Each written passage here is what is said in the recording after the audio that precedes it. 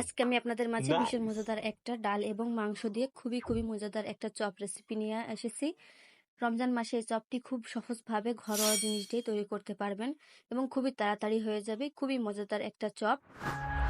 আসসালামু আলাইকুম, আমার গ্রাম বাংলা রাঁধুনিতে আপনাদের সবাইকে স্বাগতম। তাহলে চলুন কথা না বাড়িয়ে আমরা রান্নায় চলে যাই। এখানে আমি বড় একটা 1 পিস আলু নিয়েছি এবং বুকের একবার সলিড মাংসটা নিয়েছি।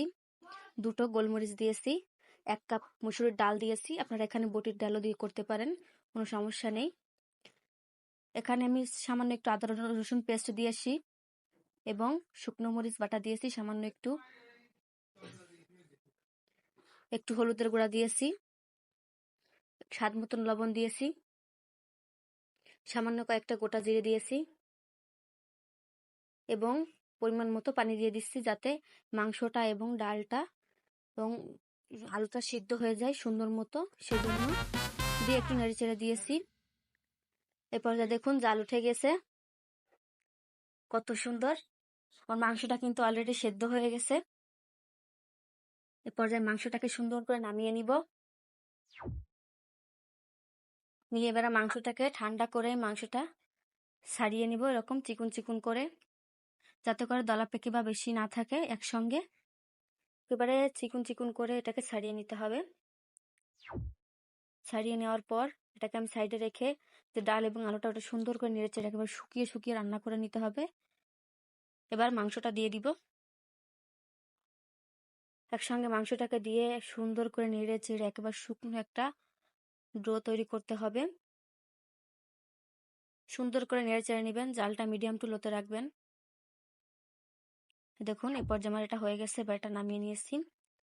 নিয়ে আমি একটু ঠান্ডা করে নিয়েছি। দেখুন আমার কোনো দলা পেকে নেই, কিন্তু একেবারে ফিনিশিং। এবার এখানে আমি সামান্য হাফ কাপের মতো ধনিয়া পাতা দিয়েছি, 2টো বড় বড় পেঁয়াজ কুচি দিয়েছি, 5টা 7টা কাঁচামরিচ কুচি দিয়েছি, হাফ চামচ চাট মশলা দিয়েছি, হাফ চামচ শুকনো মরিচের সিনিফ্লেক্স, সামান্য একটু গরম মশলার গুঁড়া, হাফ চামচ জিরের গুঁড়া, স্বাদ মতন লবণ, সুন্দর করে দিয়ে চিটকিয়ে মাখিয়ে নিতে হবে। এবারে দিব আমি এখানে কর্নফ্লাওয়ার। আপনাদের কাছে কর্নফ্লাওয়ার না থাকলে চালের গুঁড়া দিয়ে দিবেন।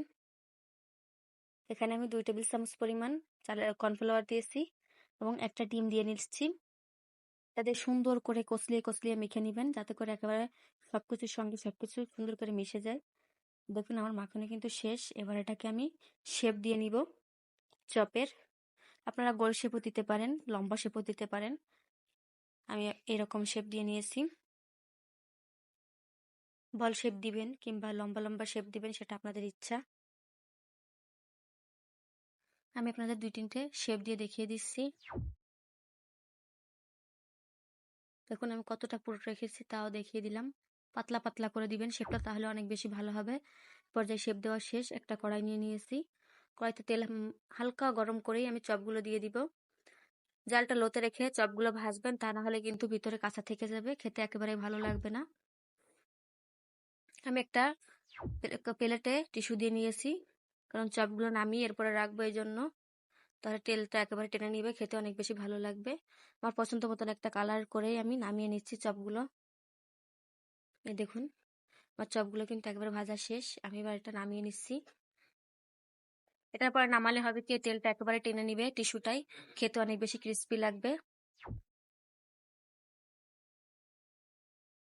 এবার আমি আর বাদবাকি যেগুলো আছে সেগুলো আস্তে আস্তে এক করে ভেজে নিচ্ছি। এটা খেতে যেমন সুন্দর এবং বানাতেও খুবই ইজি, বেশি সময়ও লাগে না। দেখুন নামিয়ে নিয়েছি, পর্যায়ে এটা আমার বানানো শেষ। দেখুন কত সুন্দর হয়েছে, ভীষণ মজাদার। একবার না খেলে বুঝতে পারবেন না। আপনারা চ্যানেলটি সাবস্ক্রাইব করে বেল আইকনটি অন করবেন, যাতে আমার পরবর্তী ভিডিওগুলো আপনাদের কাছে পৌঁছে যায়। আসসালামু আলাইকুম, ভালো থাকবেন।